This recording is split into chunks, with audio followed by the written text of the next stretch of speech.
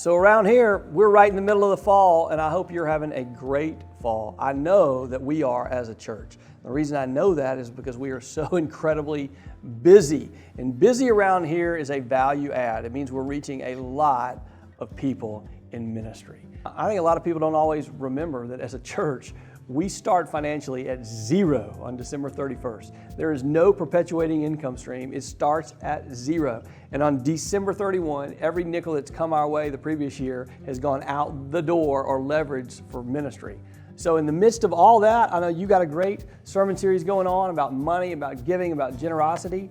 Tell me a little bit about it and tell me where y'all are at with that. Yeah, we're talking about how to find freedom with our finances. And we're looking at 3 rules that John Wesley came up with a long time ago. We should be seeking to make all the money that we can. And there are caveats to that, but we should be people who are seeking to make money for these other 2 reasons. 2, so that we can save all the money that we can. Make as much as we can, save as much as we can, so that we can then be people who are able to give as much as we can. We want to be people who are able to give to the community to make the community a better place.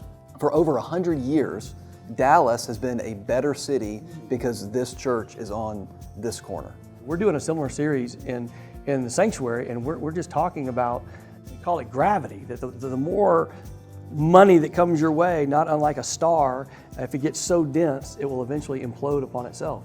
And the only way a star is able to survive is to give off some of itself. No different than our resources. It's okay to get bigger and bigger and bigger, but at some point we have to give off that which we have acquired in order to maintain really good health. So I love that because it positions us as a church to seek the provision of the church body as vast as we possibly can, and knowing that the way to stay healthy is to give that off. There's so many extraordinary things that our church is a part of, and those are things worth celebrating. But there's also so many ordinary things that I love about the work of our church. There are things like support groups that happen up here all throughout the week. Small groups of people who are going through hard times that are coming together. It's what we see on Thursday mornings with our Journey ministry, where folks who are struggling with dementia are here every Thursday and finding community and respite for their caregivers. It's the Sunday school classes on Sunday mornings and the small groups for our youth ministry on Wednesday night. We're watching our family ministry programming grow a lot right now. Year over year, we're looking at 20% growth right now. And we anticipate that that's going to continue. So all the ministries that happen within the walls of the church, we are watching people grow in their faith in pretty profound ways. But also all of the ministry that's happening outside of the walls of this church. One great example is House 125 that our church just built through Carpenters for Christ in partnership with Habitat for Humanity. So those kinds of efforts, things happening within the church and outside of the church, are ways that we're watching this church make the city of Dallas and the community around Dallas a better place.